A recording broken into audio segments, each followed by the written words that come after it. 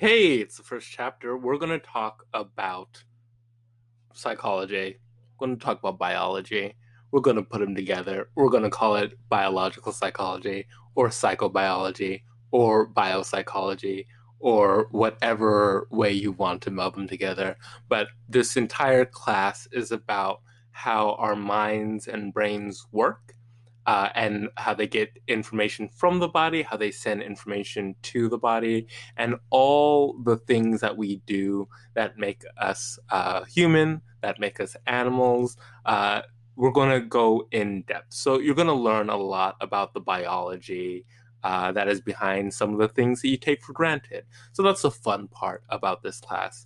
Just friendly reminder, this is a biology heavy class, so there is going to be a lot of necessity to be familiar with these topics because they're very specific things.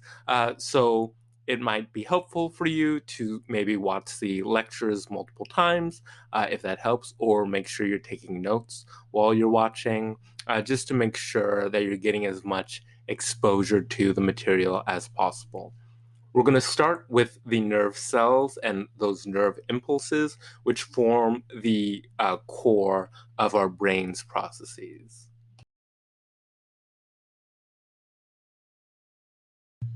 So, in case you didn't know, what is happening right now is you are experiencing vibrations in the air that are vibrating different parts of your inner ear, which are being translated into an electrical chemical signal, which is being transferred neuron to different parts of your brain, which allows you to not only recognize that you're hearing something, but understand that those are specific words, and then understand what those words are, and then either encode them into memory or tell your brain to write something down or tell your brain, this is boring, I'm going to pause this and listen to something else. All of this is being done by the neurons in your brain. So all these interconnected cells form the core of our behavior. So we're going to understand how our brain works by looking at these cells.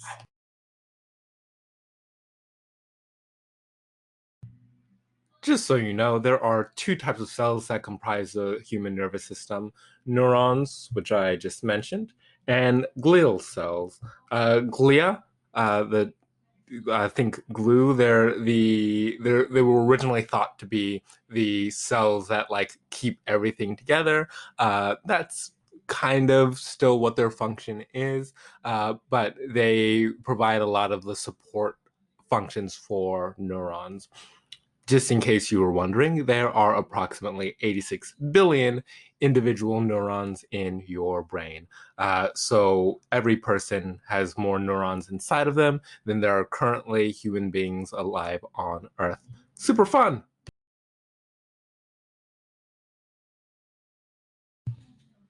So our spinal cord has just a billion neurons, right? Our cerebellum, has 70 billion neurons, and then our cerebral cortices, this top part of the brain, which we'll talk about more, has 12 to 15 billion neurons, give or take.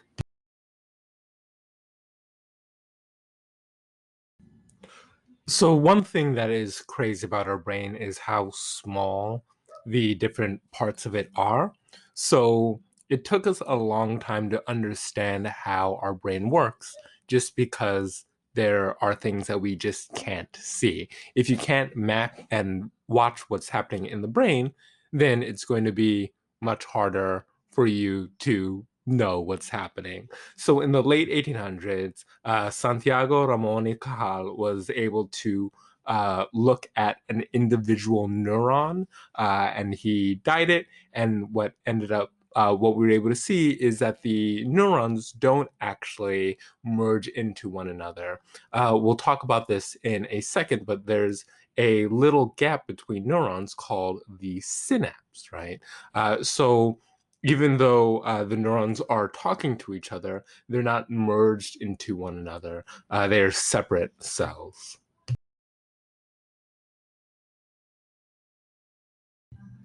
So if you've studied biology, then you will be surprised to know that neurons are just like all the other cells. So they have membranes, nuclei, mitochondria, the powerhouse of the cell, ribosomes, and of course, an endoplasmic reticulum. But there are some structures that we'll talk about that do make the neurons unique.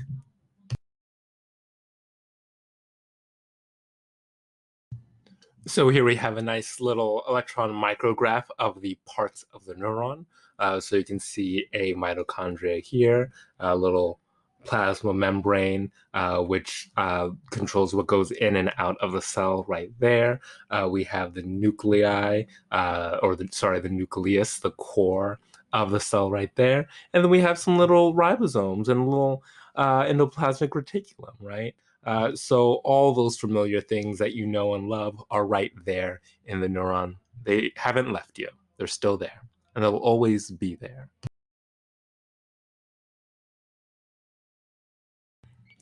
So in a normal animal cell, and again, this might be reviewed for some of you, you have the membrane, which separates the inside of the cell from the environment.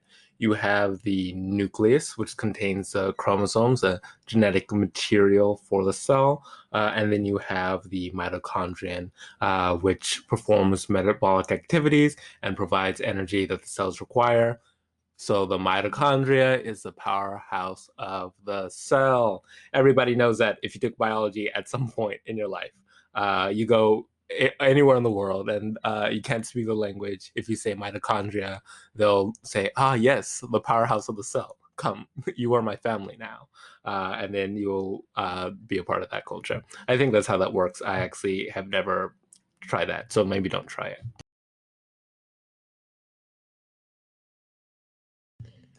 And then we have the ribosomes, where are those are the sites at which a cell will synthesize new protein molecules, which are important for a lot of the processes that cells undergo to stay alive. And then we have the endoplasmic reticulum, which is a network of thin tubes that helps get the proteins to wherever they need to go.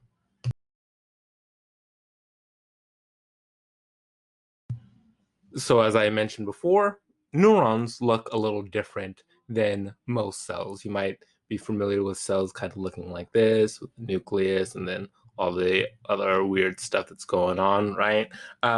Neurons have this weird star shape, right? And then you have like the dendrites, which we'll talk about, and the axon. So they look a little bit different, but that difference makes your neurons able to do their unique functions.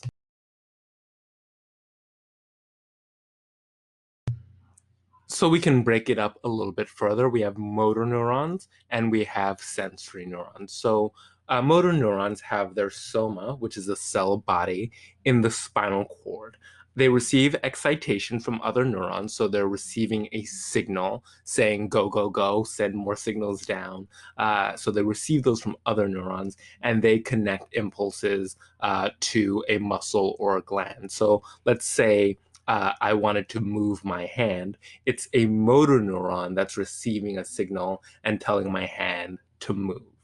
Sensory neurons go in the opposite direction. They receive a signal from some source in the world. So it could be light, it could be pressure, it could be temperature, it could be sound. And then they send that signal to the brain to be processed by whatever specific part of the brain is processing that sense. So we have motor neurons, which are responsible for sending information so that a motor action can happen, and then sensory neurons, which receive information.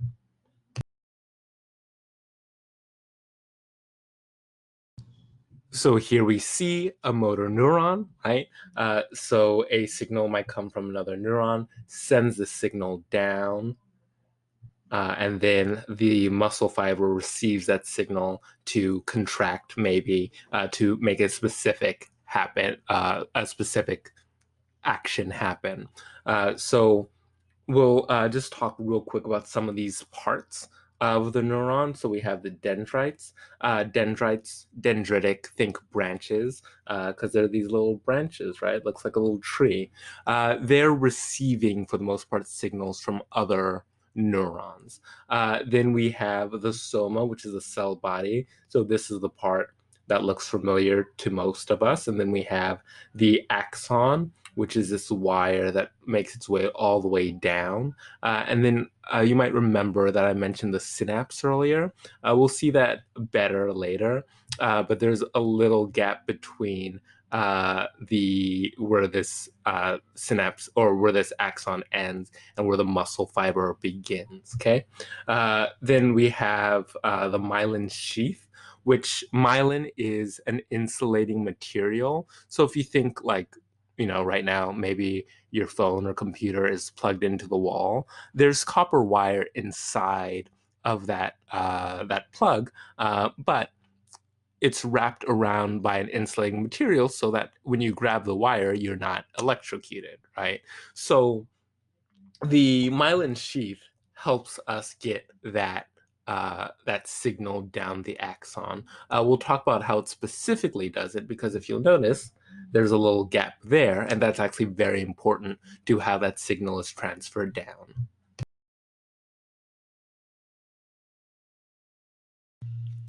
So now let's look at a sensory neuron. So let's say somebody, bumped into you on the street. Remember when we used to see people on the street? Remember those days? I hope that in like 10 years, I'm still using these same lectures and people are going, what is he talking about? We still bump into people on the street, totally having forgotten about the year that is 2020. But somebody bumps into you on the street, and these sensory nerve endings respond to the pressure, right? So it sends a message up, and here's the nucleus and the cell body, right? The soma. And then it goes all the way up eventually to your brain. That's a really good drawing of a brain, right? There's the cerebellum, and your brain goes, "Ow! Somebody bumped into me," right? So that's how a sensory neuron works. It's going in the opposite way.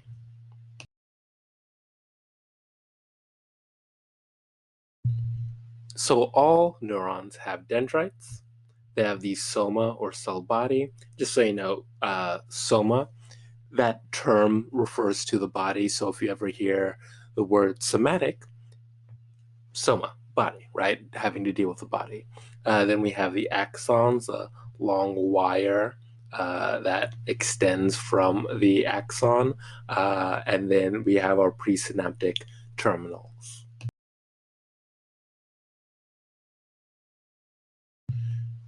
So our dendrites, right?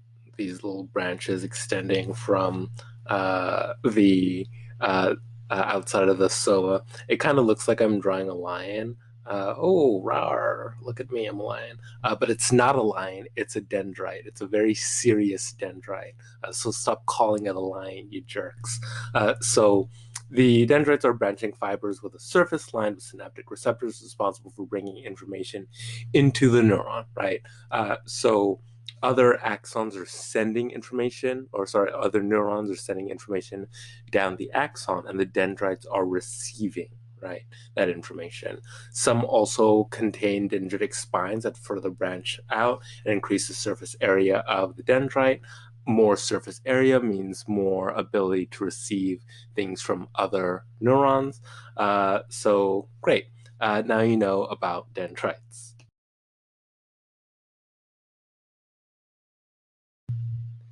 And here are dendritic spines. You can see that they are 1 micrometer. So that is a very, very small, right? If you think about like how fine a hair is, thinner than that, right? So they're very, very tiny little things, but they are responsible for receiving that information.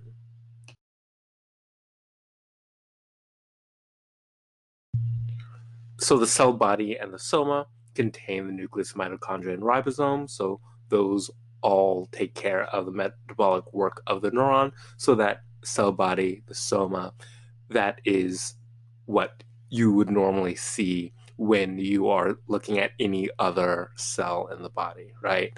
So that core is everything that's normal the dendrites and the axon are the things that make it unique.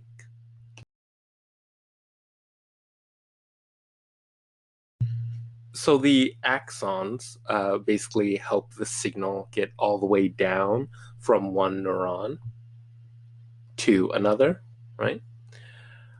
So they might be wrapped in a myelin sheath, which you saw before, and myelin is insulating material.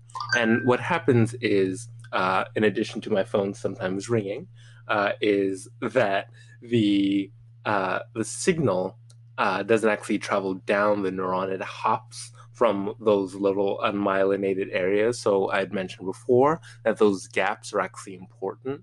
So these areas that are unmyelinated are called nodes of Ranvier. So those are important. We'll talk about those in more depth soon. But essentially, instead of traveling all the way down the axon, it just hops from node to node, which is actually faster. And when it comes to the signals in your brain, you want them to get to where they need to go as quickly as possible. And then those presynaptic terminals at the end of an axon, right, will release chemicals, which we'll talk about in a bit, that are called neural transmitters that help us communicate with other neurons.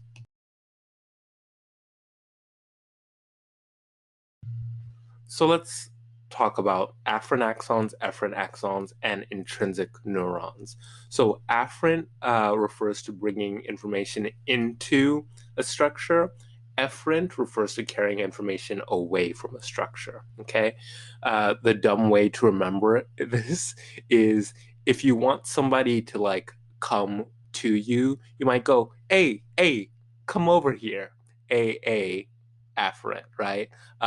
If you're done with something and like someone was like, "Hey, you want more spaghetti?" and you'd be like, "No, I don't want more spaghetti." F that, right? F for it. Come over here. F that. I don't want no more spaghetti. There's already vomit on my sweat already. It's mom's spaghetti. I'm nervous. And on the surface, I'm calm and ready to carry away information, but I keep on forgetting. So intrinsic neurons are those whose dendrites and axons are completely contained within a single structure. So we'll see these a little bit later, but instead of having, sorry, that like clear, that's a terrible one. Instead of having that clear differentiation that we saw before, they're all kind of just like a big globule. And you'll see a much better drawing in a second. Just wait for it. I promise it's worth the wait.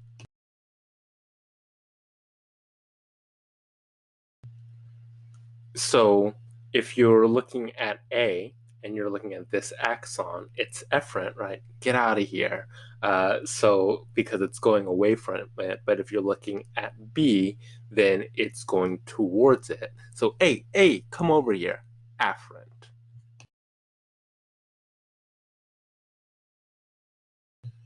So neurons vary in their shape and their function and their size. So the shape is going to determine its function.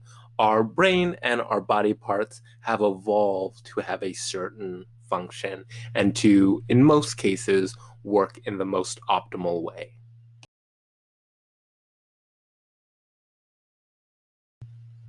I know where you were asking. What?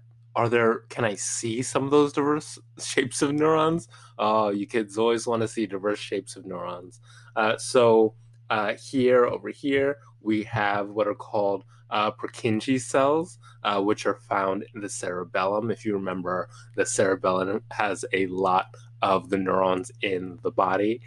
We have some sensory neurons over here, which are going from the skin all the way up to the spinal cord. Then we have pyramidal cells in the motor area of the cerebral cortex. We have a cell in the retina in the eye that's called a bipolar cell. And then we also have a Kenyan cell from a honeybee. So next time you see a honeybee, say, "Hey, where are you going so fast? Are you Kenyan?" And then the bee will be like, "Hey, that's actually really insensitive and a little bit racist. Be better. And then you'll go, oh, so sorry. And then the bee will go like, no, no, no, you get it? Be better. And then you'll have a good laugh. You'll have a good laugh with that bee. You'll have a just a wonderful time.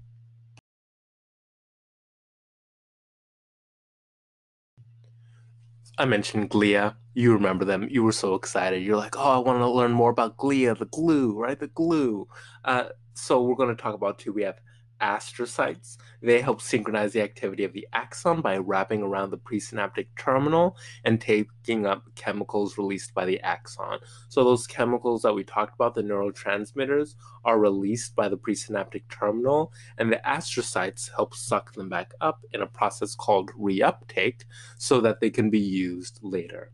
They also help dilate blood vessels to bring more nutrients into brain areas with heightened activity. So part of the brain is super active, right? It's burning energy. It needs more energy. The astrocytes will help get that those nutrients to that part of the brain.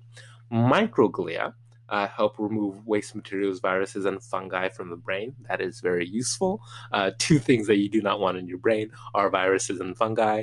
And if a little waste material is here, then that's okay. Too much, thank the microglia, right?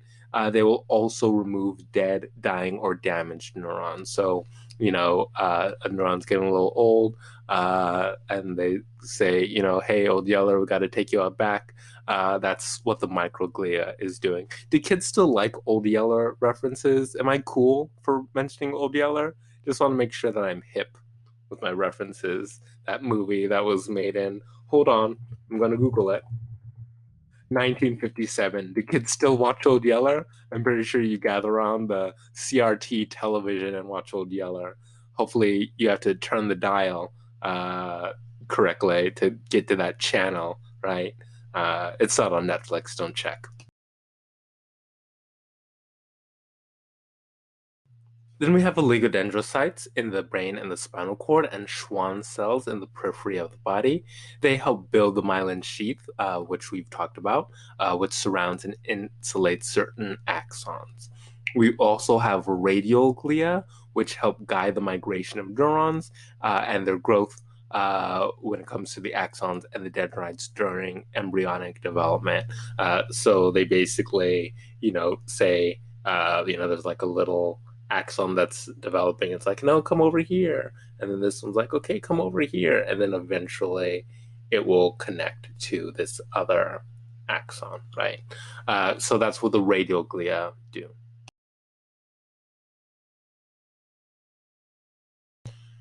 So, embryonic development, just in case you were wondering, is how our neurons form. Our neurons, including our glia, are forming when we're just little wee little babies in the womb of our mother, right? So that embryonic development, those cells are differentiating. So those radial glia will differentiate into other neurons because a lot of them don't have any purpose anymore. And some of them will also differentiate into astrocytes and oligodendrocytes. So the radial glia, after a while, they just don't have any more neuron pathways to guide. So they go, well, time for me to go back to college, get another degree, and change careers, right? And then they become astrocytes and oligodendrocytes and neurons with only a little bit of student loan debt, and that's okay. That's okay.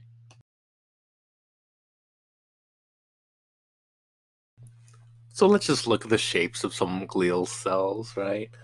So we have Schwann cells over here. You can see how it's creating that myelin. We have these cute little microglia. Oh, look at them. Look at those little guys. We have an oligodendrocyte. We have an astrocyte over here.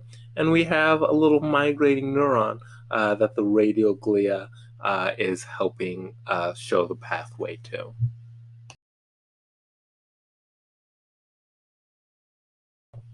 So I got all your emails, I got your phone calls, I got your letters.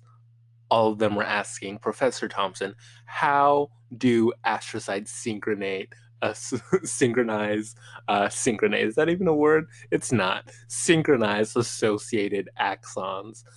Well, by being connected to multiple, right, they can control how they release those neurotransmitters, right? The neurotransmitters, as we'll talk about, are basically half of the signal transfer from neuron to neuron. So the astrocyte helps synchronize those actions so that multiple axon or multiple neurons can fire at the same time. So think about just just move your hand right now, right? Move it up, move it down, move it left, move it right. You think that you're just moving your hand, but you're also adjusting your elbow, right? There are muscles in your forearm that might be twisting. You're adjusting your biceps and triceps. Your deltoids might be engaged. There are a lot of muscles that are coordinating at the same time in order to do just one simple movement of your hand. That's astrocytes. That's if you're just like, oh no, it's just all neurons. No, astrocytes are helping that synchronization so that parts that should move together do move together.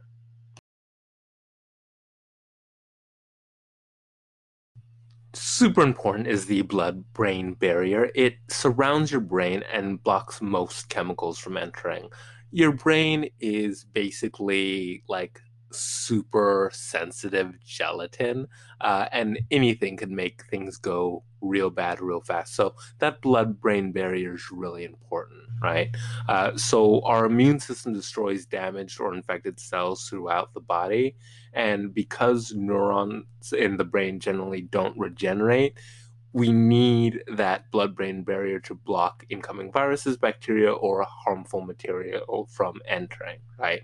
So, the even though we have that immune system, if a virus comes in and destroys a few thousand or tens of thousand cells, those cells probably aren't going to come back anytime soon. So we really need to make sure our brain is protected.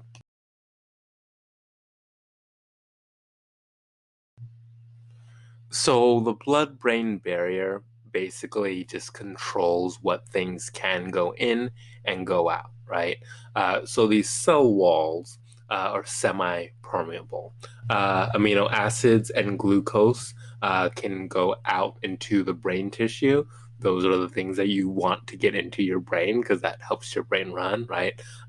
Certain fat soluble molecules can get in, so that is, one of the ways that drugs get into your brain and have the effects that they do. If they are if they're soluble, if they're fat soluble, they'll be able to pass through and have an effect on your brain. So we also have CO2 and oxygen going in and out. Great. Your brain needs to quote unquote breathe. So oxygen coming in and CO2 leaving are important. And then we see like this large molecule, nothing's that's nothing's going to happen with that one, right? So that's going to just stay out of the brain because it's too large to pass through one of those channels.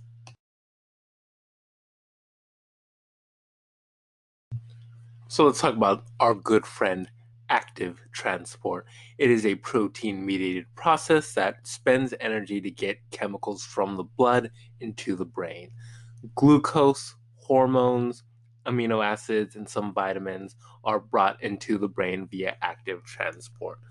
So these little things that are controlled by proteins that might allow certain things to get into the brain.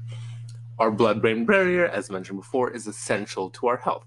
But unfortunately, sometimes that causes issues because it's so good at protecting us from things that it sometimes protects us from things that we don't want to be protected from. So, for example, if you're trying to use chemotherapy for brain cancer, it's going to be a lot harder for some of those chemicals to get through the blood-brain barrier.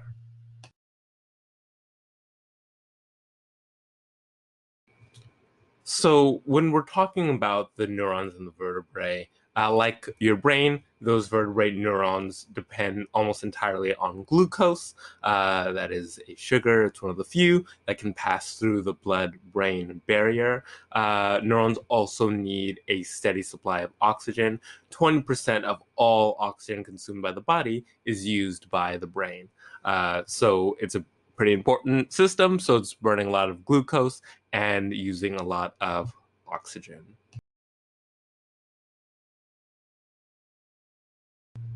In order to use glucose, the body needs the vitamin thiamine. So if you have prolonged thiamine deficiency, that can lead to the death of neurons. That is seen in the disease Korsakoff syndrome, which is usually a result of chronic alcoholism.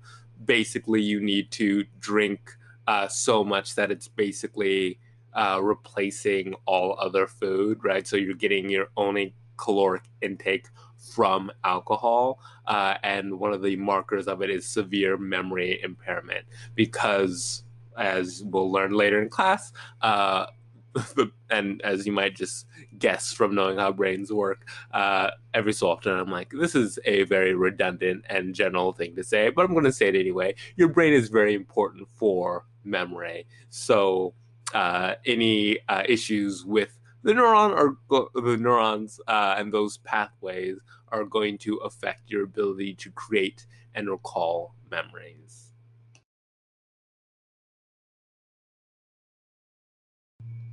So, as mentioned before, the electrical message transmits down the axon, but actually doesn't travel directly down. At these nodes of Ranvier that we mentioned, they regenerate, so it's actually skipping. It's called saltatory conduction. We'll you see that term later. And saltatory, think like somersault, right? It's jumping from node to node instead of just traveling down, which makes it go a lot more quicker, a lot more quickly, a lot more quickly. So the speed of the nerve impulses ranges from less than 1 meter per second to 100 meters per second, which is pretty fast. I can translate that into miles per hour for you, or you can get a calculator right now and do it yourself. I'll wait.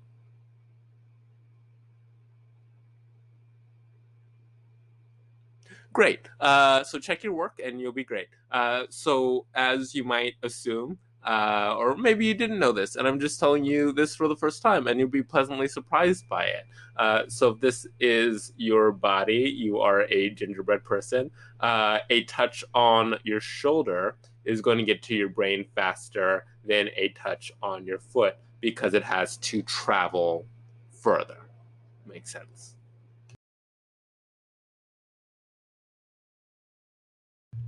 So when it comes to small differences in touch, our brain doesn't really register slight differences. So if somebody put two fingers on your hand and they put their middle finger down, and right afterwards, like very quickly, they put their index finger down, like super quick. Your brain might not even realize that the fingers did a 1-2. Your brain might feel like the touches happened at the same time, right?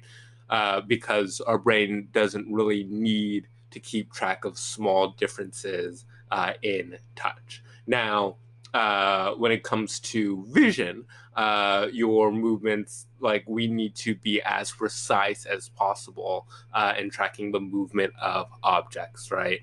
So we are very fine tuned for tracking movement. Think about catching a ball, right? You're looking at it, you're watching its trajectory, you're making a prediction, and you're coordinating your muscle movements to be able to catch it.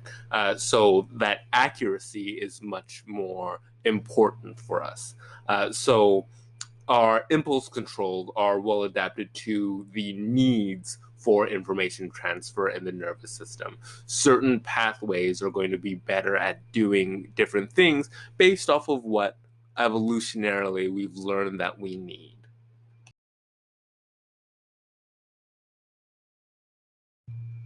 So now we're going to talk about the electrical signal in the brain. So A neuron has a resting potential. That's the charge that it's range of charges that it's normally at, right? At a certain point, that balanced charge state will be disturbed. So that disturbance, if great enough, will cause a signal to be sent down the axon. So that resting potential is referred to as a polarized state.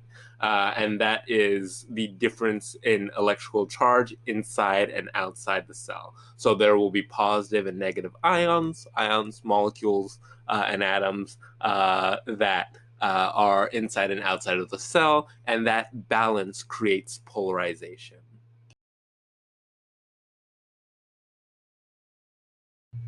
So the resting potential is about negative 70 millivolts, right? So it's a little bit negative. It's your friend who like is always like, "Oh, I don't want to go to the party. It's going to be lame," right? Negative 70 millivolts.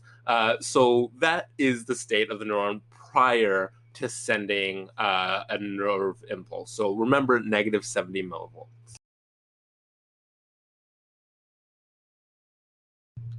So here we have a membrane, and these protein molecules are going to be important because we'll see that ions can flow in and out as necessary.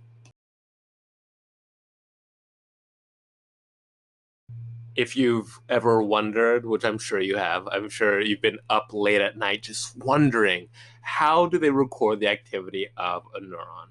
Well, what they do is they have one little microelectrode that goes inside the neuron and one that stays outside. And so you have an intracellular inside the cell and a reference, which is for reference. These names, they're pretty straightforward. So you can see the resting potential of the cell. You can also see what the charge is outside of the cell, and you can see how those change over time.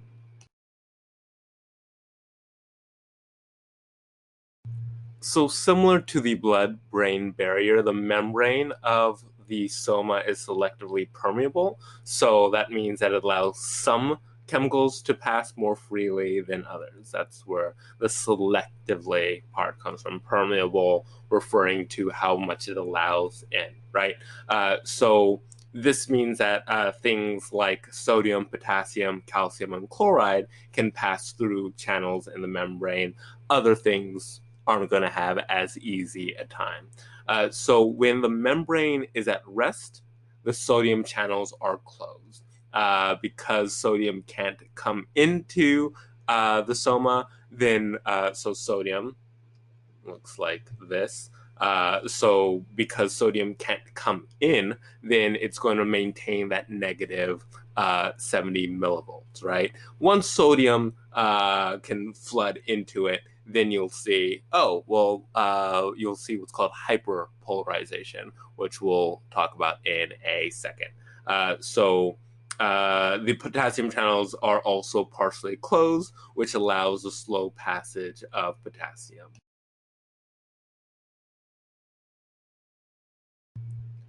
So here we can see a little sodium right there, a little potassium right there, these little ion pores. Of course, this whole thing is the membrane. And then we have our ion pathways, right? So at a certain point, these can open, and then that would allow sodium to flood in or out.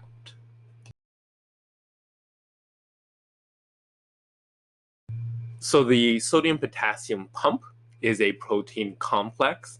As we've talked about before, this is a bunch of proteins that will open up and close, which will allow the whatever ions you want to come in or out, right? So they're continually pumping 3 sodium ions out of the cell while drawing 2 potassium ions into the cell. And so that helps maintain that electrical gradient.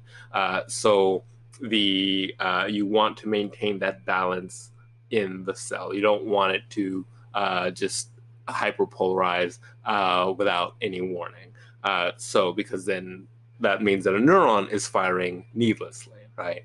And it uses active transport, which requires ATP. Everything in the body requires energy.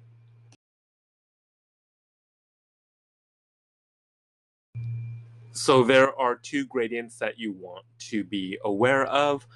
Gradients, think of like a balance between things. So the electrical gradient refers to the balance of charges inside and outside of the cell. And then the concentration gradient refers to the balance of ions inside and outside of the cell, right? So the electrical gradient, think like static electricity. If something is charged and you touch it, then it's going to transfer to you, right? Charges want to balance out. If when it comes to concentration gradient, imagine being like at somebody's house and a lot of people are there, right? And everybody's hanging out in the living room and it starts to get a little bit crowded. And then you see that nobody's in the kitchen. Maybe you go to the kitchen, right? Maybe you go to the dining room. You go somewhere else where it's less concentrated, right? So those two work to pull sodium ions into the cell. So the electrical gradient tends to pull potassium ions into the cell, but they will slowly leak out, which means that the positive charge that they have will leave with them.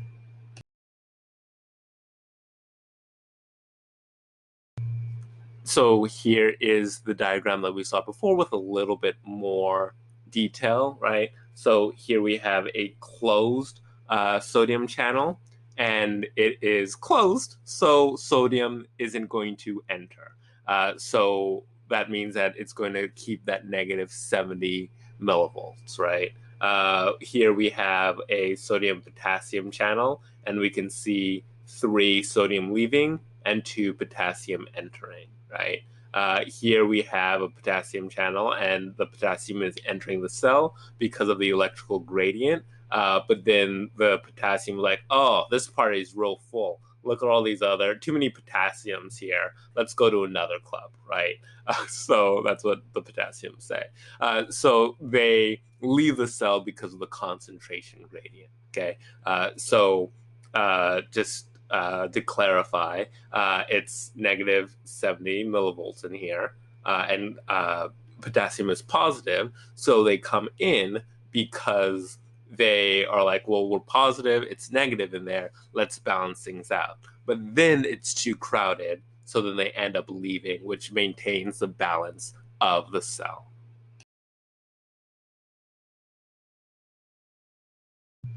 So let's start talking about the action potential. So the resting potential will remain stable until the neuron is stimulated. So it receives this stimulation from other axons of other neurons, right? Two terms you should be familiar with: hyperpolarization, which is increasing the polarization or the difference between the electrical charge of two places, and then depolarization, which is decreasing the polarization towards zero. So the threshold of excitation is important because, like, so for example, if you have a neuron over here, right, and there are a few axons connecting to it, if one axon sends a message to this neuron, it might not do anything. But if all 3 of them do, then it might send that signal down the axon. So all neurons have specific thresholds. Some are more sensitive, some are less sensitive.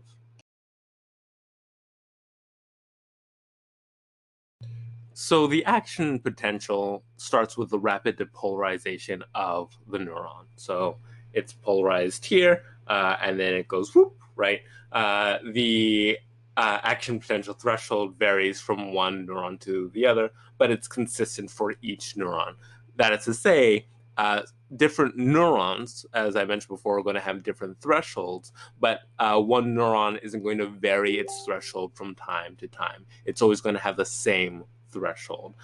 Stimulation of any neuron past its threshold for excitation is going to trigger a nerve impulse or action potential.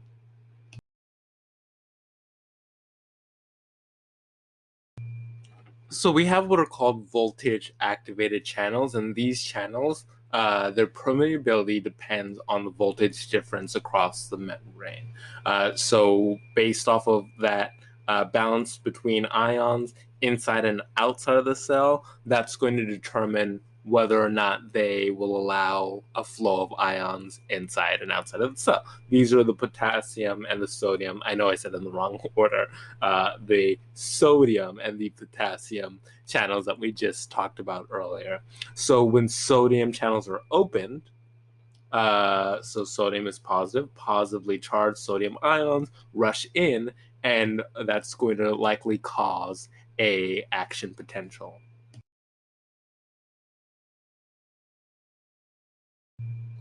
So we have sodium flooding in, right?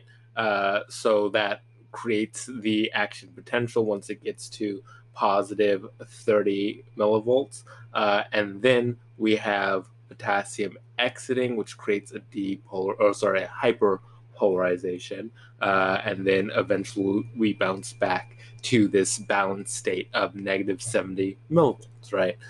So we have sodium here and potassium leaving here. So positive is coming in, right, over here, and then positive is leaving over here.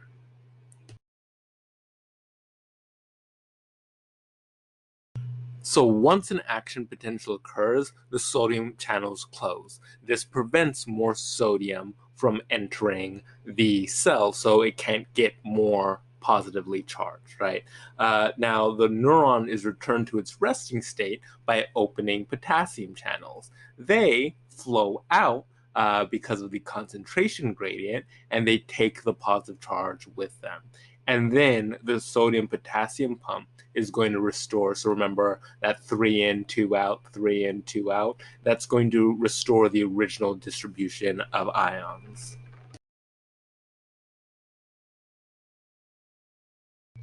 So restoring the balance of sodium and potassium inside and outside of the cell does take time. So usually what happens is there's a little break after an action potential where a neuron doesn't fire again, which gives it time to rebalance itself. If there's an unusually rapid series of action potentials, so something's making a neuron fire over and over and over, that can lead up to a buildup of sodium within the axon, and that can be toxic to a cell. So it doesn't happen often. It can happen after a stroke, or certain drugs might affect that neuron and cause it to fire more rapidly than it would normally.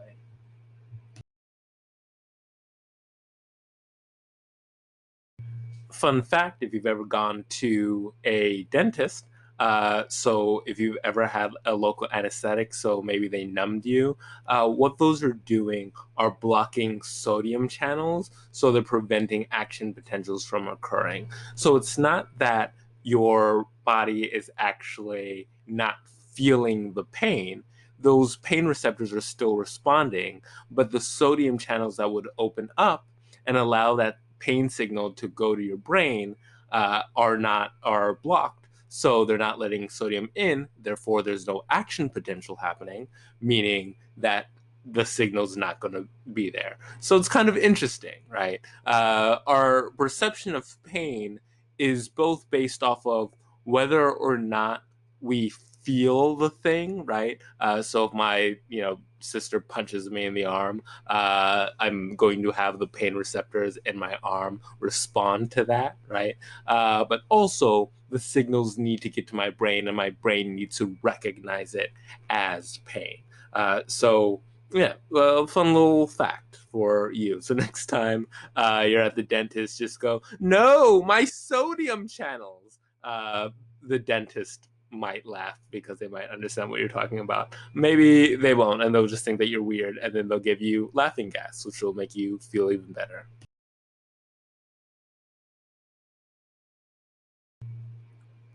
So one thing that you should know is when an action potential happens, there's something called backpropagation into the cell body and dendrites of the axon that is sending, the axon that is sending that message. So basically, what that does is that reinforces that pathway. So uh, basically what our brains do is they go, oh, we're doing this thing a lot. Let's make sure these structures are properly reinforced. Oh, we're not doing this thing a lot. Okay, we probably don't need this pathway. That's why it's easier to learn languages when you're younger because a lot of the pathways haven't been pruned yet. You have more really than you need. Over time, your brain becomes more efficient and uses the things that it needs to use. One thing that you should know about is the all or none law. So, essentially, the so I'll read what it says and then I'll explain it. The amplitude and velocity of an action potential are independent of the intensity of the stimulus that initiated it. So let's say you have your neuron right here, and five, neurons are like fire, fire, fire. Just because five are telling this neuron to fire doesn't mean that it's going to have a super strong firing, right? It's going to have the same normal firing that it normally would have. So the amplitude and velocity of this action potential are independent of whatever was happening up here. So action potentials are equal in intensity and speed within a given neuron. So no matter what's happening before, the intensity and speed of that action potential isn't going to be affected by it. So it's always going to be the same level, the same strength of action potential.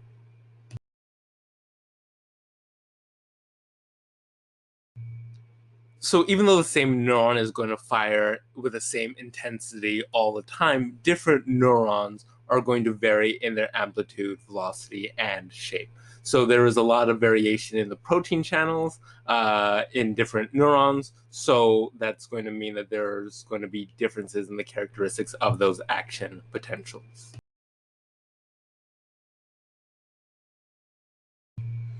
So after an action potential, a neuron has refractory period, so a time when it's not going to fire again. There are technically two refractory periods. The absolute refractory period, where it won't fire at all no matter what, and then a relative refractory period, where it's going to take a stronger than usual stimulus to trigger an action potential. So maybe usually this neuron only needs one action potential or one axon action potential to trigger it. During the absolute refractory period, no matter how many happen, right, nothing's going to happen. Even if it's four, nothing's going to happen. During the relative refractory period, maybe it just needs three and it's going to fire. But once the refractory period ends, then it will go back to just needing one.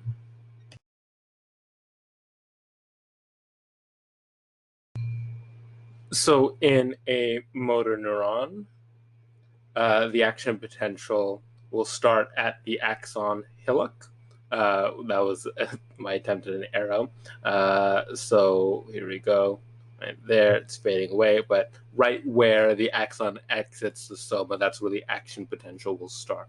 The propagation of the action potential, which is the transmission of the action potential down the axon. We talked about this a little before. It doesn't actually transmit all the way down. It jumps from node of RON-VA to node of RON-VA.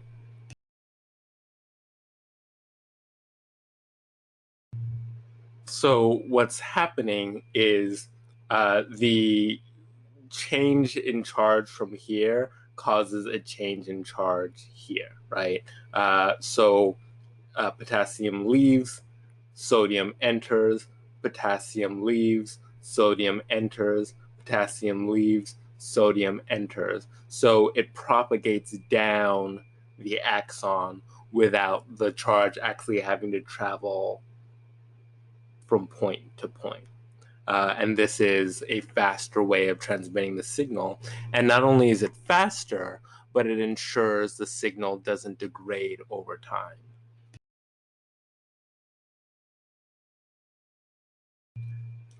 As mentioned before, the myelin sheath of axons are interrupted by short unmyelinated sections called nodes of Ranvier. Myelin is an insulating material composed of fats and proteins. You might remember that some glial cells, maybe, are responsible for helping create that myelin. At each node of Ranvier, the action potential is regenerated by a chain of positively charged ions pushed along by the previous segment.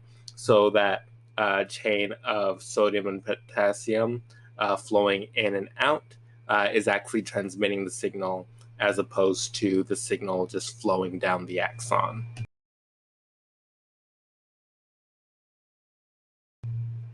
So here we have a nice zoom up, right? We have the axon, it's surrounded by myelin sheath, and right here we have a little node of Ranvier.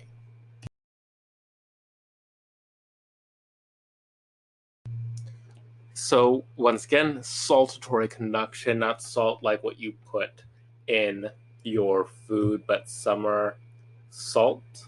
Think of that. So like a jumping motion. So it's the jumping of the action potential from node to node. It's faster and it conserves energy for the cell. So you may have heard of the disease multiple sclerosis. Multiple sclerosis is a demyelinating disease, so the myelin sheath is destroyed over time, and that can lead to poor muscle coordination because the signals aren't getting to where they need to go, and sometimes visual impairments.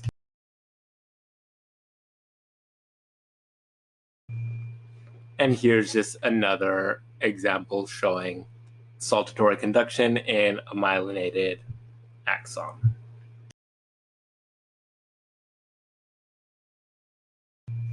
Last but not least, let's talk about local neurons. Local neurons have short axons and they only exchange information with close neighbors. They do not need to produce action potentials, and they don't produce action potentials. When stimulated, they produce a graded potential. These potentials vary in magnitude and they don't follow the all or none law. So remember earlier we were saying neurons, they fire, they only fire one way, and it's that same intensity all the time. Local neurons can go, okay, well this one I'm just gonna do a little bit, but this one, oh, it's gonna be real strong, and this one, yeah, get it. So they will depolarize or hyperpolarize in proportion to the stimulation that they receive.